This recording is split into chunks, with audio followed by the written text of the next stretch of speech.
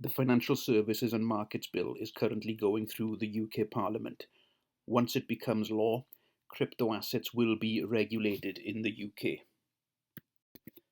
The bill is wide-ranging and applies to all aspects of financial services and financial services regulation. I'm only going to concentrate on the parts of the bill that deal with crypto assets and the regulation of crypto assets.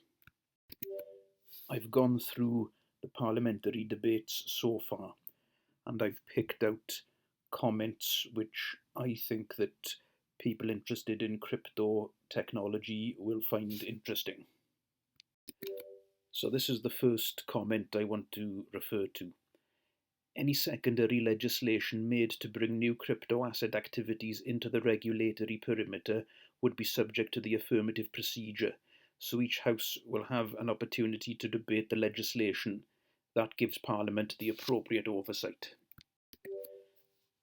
This is significant. The affirmative procedure is rarely used in the UK Parliament. Most legislation is subject to something called the negative procedure.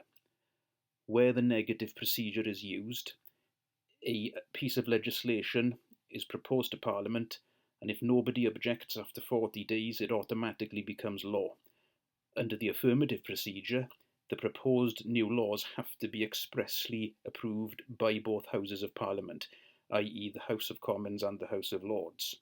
The affirmative procedure is rarely used and is only used where it is felt that a particular area of policy needs a significant amount of scrutiny, and this scrutiny is being applied to the regulation of crypto assets.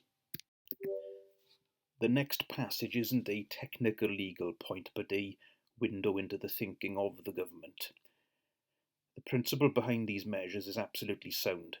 By this time next year, new practices in financial services will have evolved that none of us can begin to imagine just now.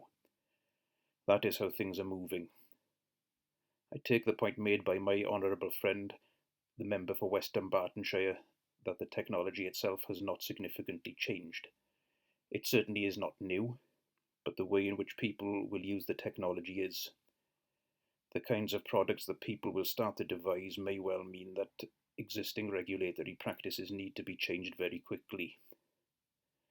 The idea of being allowed to pilot something that is genuinely new in a safe space before letting it loose on the wider world is absolutely correct in my view. However, the devil, of course, is in the detail.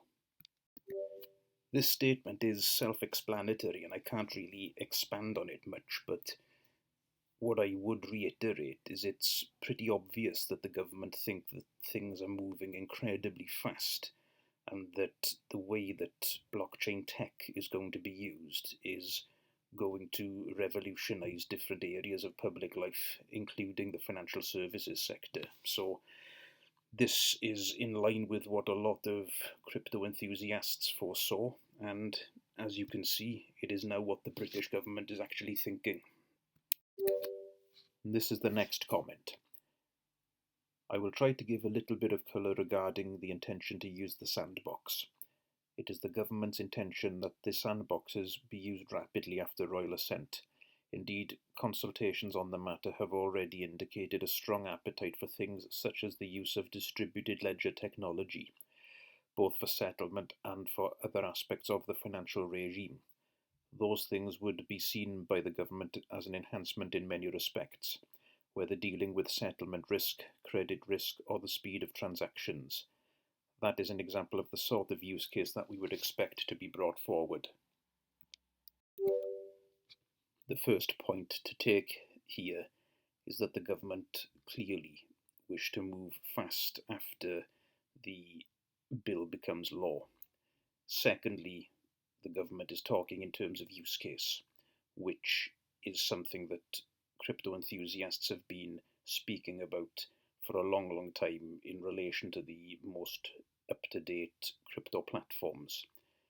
That is significant in that we've now got official discussion in the UK Parliament about use cases, and it looks like the first stage of recognition in the mainstream of utility cryptos, which I think is a very big deal indeed.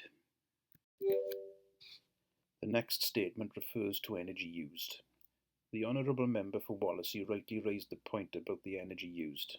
The truth is that we do not know, but we all suspect that the activity is highly energy intensive. Partly due to the lack of regulation, there is no real data other than anecdotes that one hears that suggest the process is very intensive, even getting into whole percentages of world energy consumption, according to some anecdotes. That is the process of mining that things like Bitcoin and Ethereum are associated with. A stablecoin issued by a central bank or another asset-backed vehicle would not necessarily have the attribute of mining, but I think both sides of the committee should approach the issue with humility, because we are at the start of a potentially profound journey of change. This passage highlights clearly a level of naivety on the part of the people involved in this debate.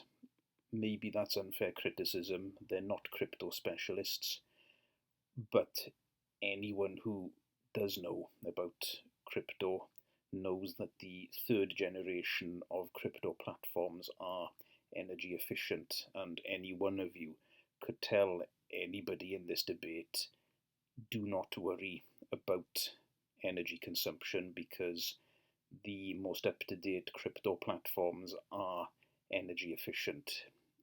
To an extent, this debate is over-focused on Bitcoin and Ethereum, but that may not surprise anybody listening to me here. So those are some of the more compelling parts of the debate so far relating to crypto assets.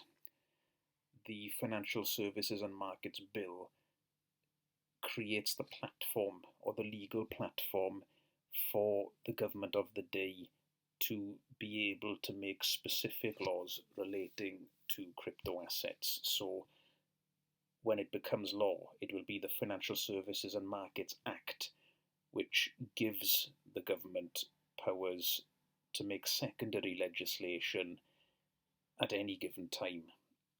And that is the context of how this legislation will work.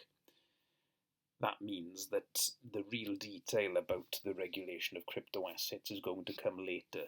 This bill is just the platform, giving the government the relevant powers. The bill's making pretty good progress. We're at second reading stage in the House of Lords. Royal assent is the final stage. So once we're there, shortly after this, I expect the real detail to unfold, and I intend to make content as and when there are developments. If you've got this far, well done, and thanks for listening. I hope you found this useful. Thank you very much.